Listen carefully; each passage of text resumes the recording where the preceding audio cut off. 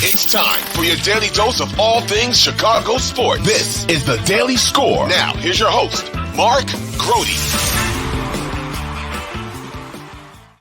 What's going on, everybody? And the big news from the Chicago Bears is that the starters will play in the final preseason game on Saturday at noon against the Buffalo Bills at Soldier Field. Moreover, Justin Fields will play. For how long, we do not know at this point. For reference, I suppose Justin Fields played a half in the first preseason game last year. But as Matt Eberflus was indicating, or he was asked if it's different because, last year they were installing a new system and everything was new to him. So there was probably a little bit more urgency to see him play a little bit longer.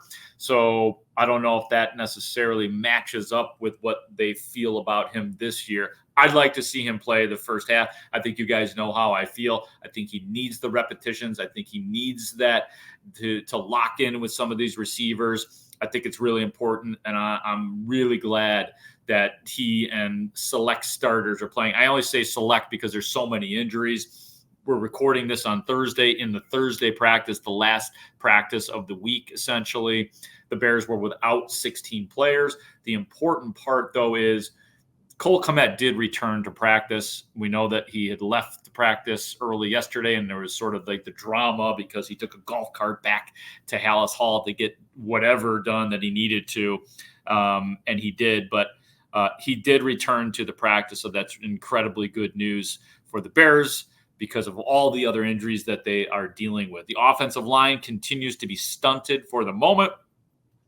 Just like yesterday, Cody Whitehair and Braxton Jones, the only regulars that were practicing on that offensive line.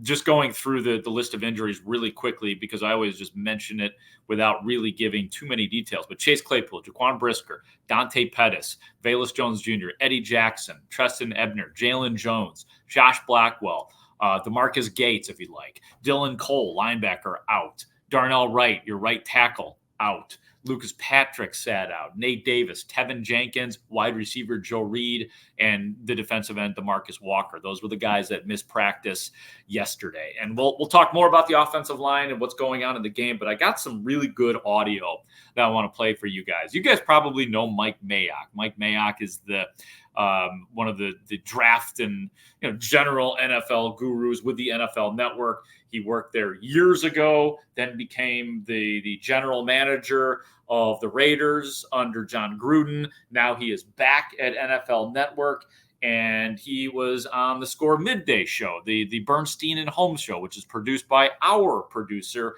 Ray Diaz. And he singled out some of these cuts, and I want you guys to listen to him. Here is Mike Mayock to start off with on his honest evaluation of Justin Fields. We probably don't have enough time for this conversation, and I'm sure it's dominated most of the offseason in Chicago. And I'm of the opinion that to give him a fair evaluation, he needs two things. He needs dynamic playmakers, and he needs an offensive line that can protect him.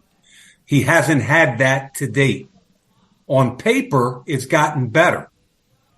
But I'm still concerned, number one, with all the injuries in that offensive line.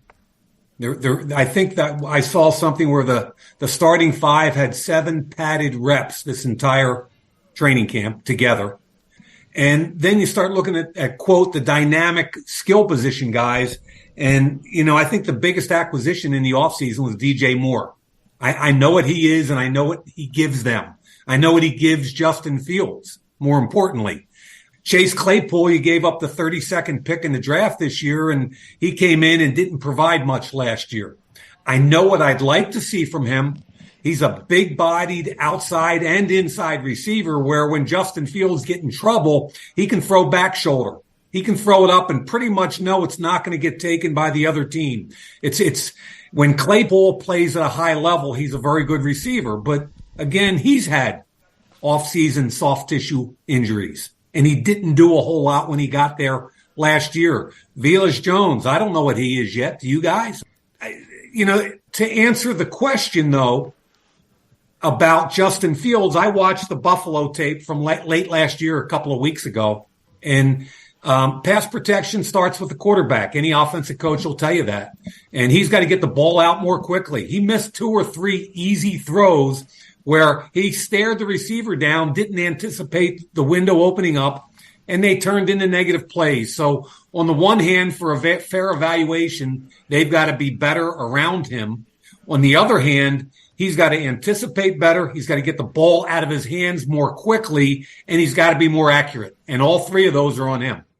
Yep, I agree with everything Mike Mayock said there. Now, there's been some improvement in getting rid of the ball more quickly. I mean, we've seen some of that, and the coaches back it up too. They said there was Andrew Janocko who said it yesterday. Andrew Janocko, the quarterback's coach, told us that this has been a better training camp for Justin Fields this year than it was last year. And I think a lot of that, like their perceived improvement, is the knowledge that he has and what he's able to do this year that he wasn't able to do last year in terms of alignment and better at reading defenses and better command of the playbook too. I mean, that's a huge thing. Like when it's a 2-minute drill, Justin Fields can call his own plays this year, whereas last year that was not something that he was able to do. Obviously, I agree with Mike Mayock about the weapons, and I do think I am looking, assuming Chase Claypool's hamstring is better, I'm looking very forward to seeing what he can do because I think he's had a really good training camp. Velus Jones, correct, have no idea what Velus Jones is. He's been out injured lately as well. I thought before he got injured, he was starting to look really good as a receiver, a lot more comfortable. Let's go to one other piece of tape here. And this is from Sean King, the former Tampa Bay quarterback, and he now works for VSiN Live Primetime. And he kind of takes the baton from Mayock and then sort of takes the offensive line stuff to kind of to the next level. Here's Sean King. First of all, Chicago wasn't very good on the offensive line. So what happens is you create bad habits because you don't have confidence that the protection is going to hold up. And with a young quarterback, it's already trying to figure out, okay, how do I get in the huddle and say blast, Y bunch right, up counter motion, 72 crisscross, Y swing X out. Hey, guys, if we get field pressure, we're going to go 98 bunch crunch. Anything weak, I'm going to probably go 200 jet smoke, a hard 2, ready? Like a young quarterback trying to figure out how do I say this, play in and down in and down out, and then get the ball snap before the play clock runs out. When you add in the uncomfortableness with not having, great protection, what you start to see is bad habits form. And that's why I think it's important that Ryan Poles gets credit for improving the front. I mean, they should be better in pass protection. They should be better as run blockers. That creates confidence at the quarterback position. They're better at wide receiver. They're more talented now. Mooney has DJ Moore, Claypool. That means that guys are more open than they were before. So I think a lot of things are happening to where now Justin doesn't have excuses. That's why I keep pointing out these improvements and upgrades, because before, to be honest, it was really him, and this isn't any offense to any of the other players, but it wasn't like he had a whole lot of help at times. So he was being forced to run around and make things happen. And I think you're going to see more refined quarterback play, but you also don't want to diminish that trait that makes him elite, which is his athleticism, his ability to escape the pocket, extend plays, make off-platform, off-schedule, positive, things happen offensively. So it's always a balance. And you don't want him just sitting in the pocket like he's Tom Brady all the time. You want him to be able to do that when necessary, but he prevents a whole lot of other issues that defensive coordinators, it keeps them up at night. That's absolutely true. You want him to still use his athleticism. You just don't want him to have to use his athleticism, and you want it tempered. We all know that. We've talked about that a million times. I thought the most interesting part of that from Sean King, again, from VSiN Live Primetime, is the bad habits forming part of it.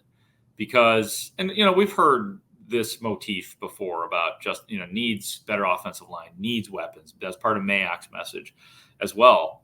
But yeah, that's when you're not confident or secure in your offensive line or the people that you're passing the ball to, you're going to form some bad habits and maybe quarterback differently than you would, and that he did at Ohio State, where he had the weapons and he had the time. He had the time to sit back in the pocket and wait for things to form a little bit, because he also had a bunch of NFL prospects that were in front of him on the offensive line. So I thought that was an outstanding point right there. by Sean King. And, Sean King's right. I don't know that Sean King's keeping track of the daily training camp reports that we have, in terms of all the injuries on the offensive line. But, in theory, they are an improved offensive line. And we were raving about the cohesiveness earlier from the start of, OTAs. Like, okay, you got your offensive line set. And now all of a sudden it's a mess because of injuries for the most part. So good stuff from Sean King and Mike Mayock as well. One other cut that I have for you is from the Bears head coach, Matt Eberflus.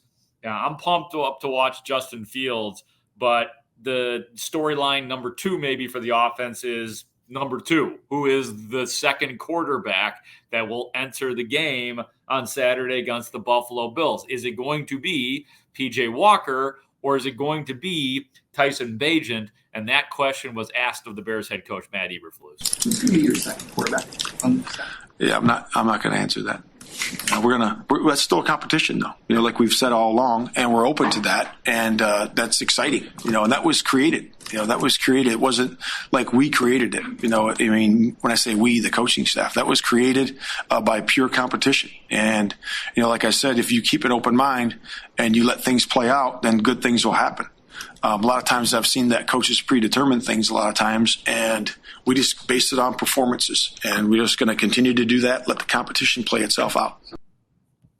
I'll tell you what, one thing I like about, I wish you would have just told us who the second string quarterback was going to be, but the fact that Matt Eberflus is kind of doing things his own way, where he's referencing that he's seen coaches that on staffs, obviously, that he's worked on, whether Dallas or Indianapolis or other stops that he's had in his coaching career, that he's seen coaches predetermined. And he apparently has learned that that's not a good way to do business. There's so many times, like Matt Nagy, God bless the man, when he came in, everything he did was exactly what Andy Reid did, And at the time, I didn't have a problem with it because obviously the success rate is incredible with Andy Reid. But that just gave me a little idea of, the way that Matt Eberflus is his own man. And I'm sure he has taken plenty, as one should, from people for whom he has worked. But just to hear that nothing has been predetermined, that was pretty heartening. I still think PJ Walker is going to be the backup quarterback, but who knows? If Tyson Bagent goes out there and he continues to make a case for himself, we'll continue to talk about it. But prediction here is that PJ Walker will be the guy. So can't wait for Saturday. I'll be at Haugh tweeting during that game. As you can see up on the screen, if you're watching on YouTube, I'm on Twitter at Mark Grote Sports. I appreciate it. Follow so we can interact and hang out. You can make comments and we can talk. I'm also on Instagram and Facebook. On Instagram at Mark_Grote. Our executive producer is Ray Diaz. We always thank him for his work. He is in Vegas. Ray, come on in, buddy. Is there any kind of Vegas update that I should know about? A quick synopsis of last night. How was dinner? How was everybody? Is everybody getting along? What's going on with the score? So dinner was awesome. We had the whole Vegas crew out there, organized by Mitch, of course. At a Mitch Rosen, our boss. Yeah, a very cool place called Barry's here in Circa Resort and Casino. Danny Parkins, David Haugh, Layla Rahimi. Who was the drunkest? Who got drunk at the table? I'll tell you this. They were all drinking because I was the last one to arrive. They were all drinking. So what does Mitch drink? You know what? I didn't catch what Mitch was drinking. Okay, Mitch what does Layla drink? She was drinking a little champagne, I think it was. Nice. Okay. Yeah, and that's what Mitch had. Mitch bought a round of champagne. Oh, that's lovely. And that was nice. And then when I got there, everybody was already ahead of me. So Danny Parkins said, "You have to catch up. So whatever you order, man. Yeah." He said, "Whatever you order, double it." So I ordered 2 old fashions. So I started my night with 2 old fashions. I think Shane probably was the guy that drank the most for sure. Oh yeah, well we know that about Shane. Shane's a pro, so he handled it. He handled it well. He woke up. He was on time for his afternoon show, which is a couple hours earlier. But it was a cool night. I will say, Vegas Haugh is a thing. I know. Very I've been cool to see listening. it. Yeah. Very cool to hear David Haugh just laid back and having a couple drinks, telling stories from days on the beat and things like that. Very cool. That's awesome. I love it. So it's very, so I will say he's the MVP of night one, as people were saying. Vegas Haugh. All right, today, man. Yeah. Yes. Today, yes. Layla and I took a walk down Fremont Street, right outside of Circa Resort Casino, and man, I will tell you, for the middle of the day, it was a lot of weird stuff going on, man. A lot of weird stuff going on, even in the middle of the day, but that's no surprise in Vegas. I mean, you had some people tweaking out. You had some ladies with their booties out, you know. Oh yeah. But it was good. It was we ventured a little too far into like this no man's land. It was kind of sad, like this area where then there was nobody. So it was kind of bizarre to see that, you know. Did you guys buy some meth? Like it's on discount there, isn't it? Right. But it was a good time though so far. And this is only day number 2, and there's a whole nother night ahead of us. So. All right, man. Well, this is our last podcast of the week, but on Monday we'll get the full weekend report from our producer Ray Diaz. Thanks for what you do, Ray. Thank you, buddy. Hell yeah. Yeah, that is Ray Diaz, executive producer of the Daily Score and the executive producer of the Bernstein and Holmes show. You should follow Ray too, because Ray always puts out good stuff and he lets you know what's going down with all the shows, lets you know what's going on with the Daily Score as well. I'm Mark Grote. We'll talk to you guys on Monday. Have a great weekend. Go Bears.